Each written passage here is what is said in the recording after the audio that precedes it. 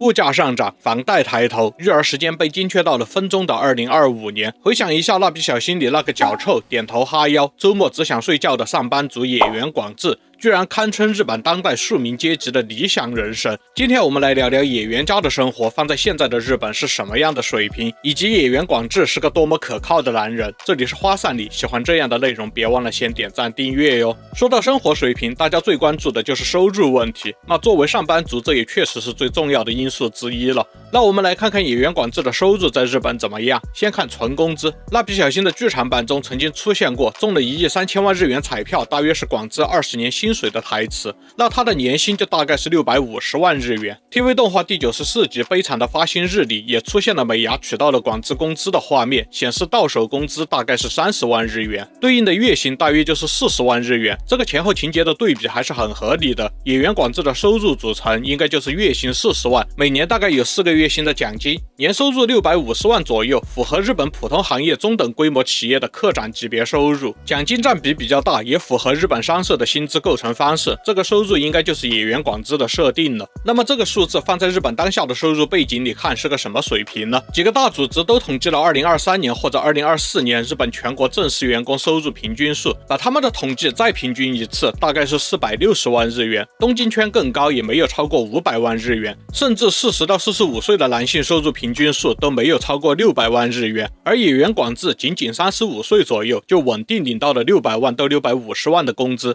放進統計分布裡絕對屬於高收入職工。在丟島的分布統計中，35歲到39歲年收入600萬也排到了前20%，而野原廣志才剛進入這個年齡段就已經是28分布的前列了。當然，收入從來不是孤立變量，在東亞社会的習慣中，它還被物價，尤其是被房貸鉗住。蠟筆小新的故事發生在泡沫時代末期，那時地價一路飆升。1990年，住宅地的平均單價是每平米20萬日元，而小新家在那個時候已經上了住房貸款，還要養2個孩子，1車1房，這份支付能力已經很說明他的收入質量了。房價之外的物價，現在和30年前也不可同日而語。2024年日本官方公布的 CPI 同比上漲了2.7%，其中食品项連續2年高達2位數。2025年也仍能看到食品繼續漲價，這也就是說，同樣的到手30萬，今天要承受的生活成本比幾十年前重得多。除了 CPI， 日本還通过日本银行公布日元对于日常消费品的购買力变化，显示1965年到2020年是持續下跌趨勢，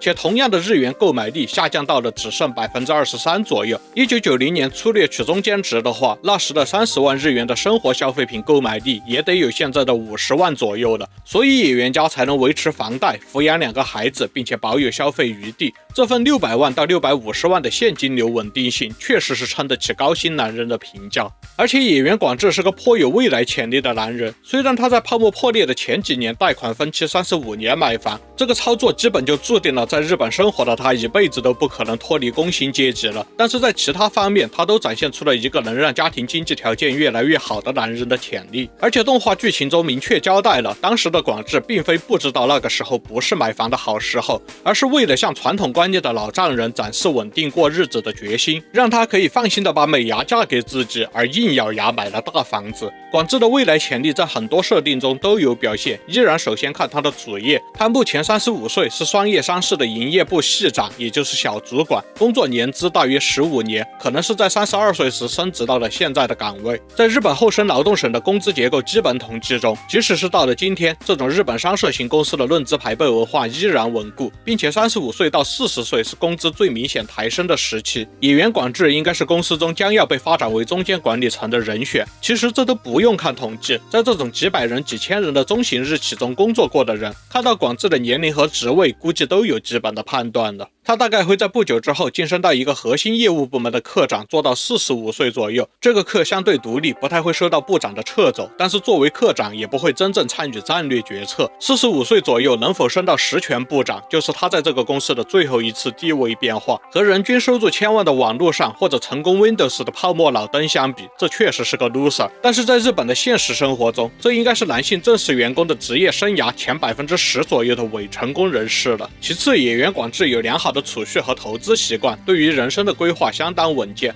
從動畫中的各種情節都可以看出，廣志在必要之外的花錢極少，家中買了各種必要的靈活型保險，兼顧了儲蓄和投資。在美伢弄丟工資存折、野原家買車、野原家重建等的情節中，廣志以及野原家的處理方式都相當體面，有足夠的應急儲蓄和應急工具。除了收入、儲蓄、職涯這些看未來的指標，野原廣志的前半生其實也跑贏了大部分的日本人。廣志的建模也不差，雖然官方設定中並沒有承認廣志的身高是1.8米，但是給了內縫長79厘米的設定，那身高應該是在1.8米左右，大差不差。腰圍、胸圍、頸圍的設定也顯示其身材健康瘦高，我想這應該就是相親論壇中女生說的普通男生外貌了吧。外觀設定上他不足的點，一個是腳臭，一個是鬍鬚濃密，還有一個是容易吸引男同性戀。那缺點設定上面感覺也是想說五官長得還不錯。而現在35歲的廣志不僅結婚了，而且是和比自己小3歲的美伢之間的愛情婚姻，有兒有女，買了首都圈的帶庭院的4LDK 獨棟和一輛家用車，甚至還能養寵物。這些在日本文化中每項都是人生勝利組的指標。車子是很普通的代步車水平，房是2层木造獨棟，帶不小的庭院，小新和小葵能夠在门前追着小白跑。雖然這些都是服務於平凡日本家庭的視覺設定，但是因為位置在首都圈，再加上2個小孩的配置就非常恐怖了。在2024年到2025年的生活調查中，首都圈100平米大房加上1對兒女加上養寵物的配置，下限基本都是年收入900萬日元左右，並且不怎麼在乎儲蓄的家庭，也就是當前日本的經濟水平在前5%到10%之間的家庭。显然野原家的生活並不低於這個下限，而野原家的經濟是靠廣志一個人單核驅動的，多麼可靠。虽然2025年私募統計的春日部新建獨棟價格的中位數是在3000萬到3900萬之間，但是這次日本房價上漲對這些周邊地區的影響是最近2-3年才開始明顯的。而野原家買這棟房子的時候是泡沫高潮期，那時春日部4LDK 獨棟的均價要在9000萬日元左右。廣志應該是先付了1半左右的首付，之後才能在工資的承受範圍之內分期35年還完剩下的部分。另外，動畫中曾經提到過野原家的火災保險保額是5000萬日元，所以也可能這棟房子並非是取材自出版的當時，也沒有9000萬那麼貴。但無論何時，首都圈的4LDK 獨棟對一個還沒有到30歲的日本人都稱得上人生勝利組的指標了。廣志作為勝利組最大的污點應該是其學歷，雖然現在也有他是早稻田中退的說法，但是這一點幾乎完全是猜測，只是從官方設定中廣志到了東京之後有2年的空白期而來。在官方設定中，野原廣志的學歷就是高中畢業，這個其實比較正常。廣志是在70年代末80年代初進入工作的，那個時候的主流確實是高中畢業之後就工作，大學畢業算是學歷比較好的了。當時名校中退也已經不能算是普通學歷了。不過在現在的話，雖然依然有大批高中畢業直接工作的，但是比較體面的初期工作似乎都至少要非野鸡的大學學歷了。那這方面日本社會的要求還是在逐漸變高的。当然按照動畫裡雙葉商事的設定的話，應該現在高中畢業去面試也依然是有機會新卒入職就是了。總之把野原廣志的資產、收入、抗風險能力、家庭這些條件放在當下的30幾歲工薪階級中對比，已經是相當厲害的了。也難怪當今日本網友感嘆，昔日普通的野原家放到疫情之後的日本已經不普通了。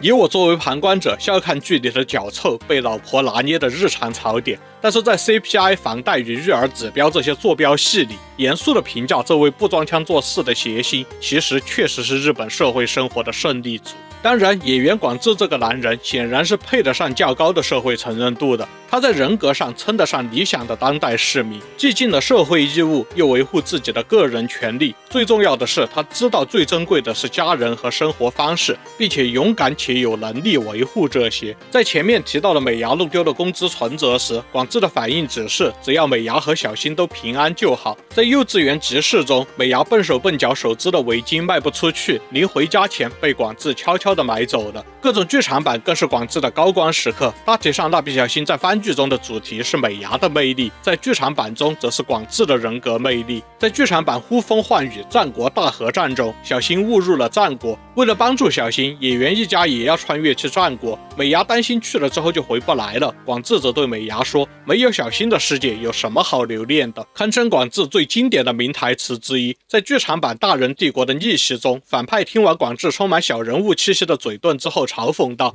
你的人生真是無聊呀。廣志卻回敬說，我的人生一點也不無聊，甚至想要把擁有家人的這份幸福分給你們一點。而我最喜歡的劇場版《機器人爸爸》的反擊的最後，機器人廣志和真人廣志為了比誰更有能力保護美伢和小新而掰手腕的情節，即使是中年男人的我也感動落淚。現在各種有毒家庭的故事泛濫，又是男女性对立很嚴重的時期，大家都發現我們的周圍大部分的家庭或者夫妻其實都沒有那種美好的支撐關係，甚至廣志的這些做法可能反而被批駁為家人俠和歸藍。但是不可否認的是，家庭本身是神聖的，總是对自己的人生扯後腿的家庭固然是趁早離得越遠越好，但是如果有幸遇到了像野原家这樣的關係，我想每個成員都會盡自己所能維護家庭和生活方式的。正如廣志說道，我現在和家人熱熱鬧鬧的一起笑，偶爾也吵鬧，我想就這樣和他們一直健康的在一起。這可能不能稱之為夢想，但是為了這個夢想，我現在每天都拼命工作，挺開心的。野原廣志在整個劇情中從來都沒有完美先生的形象，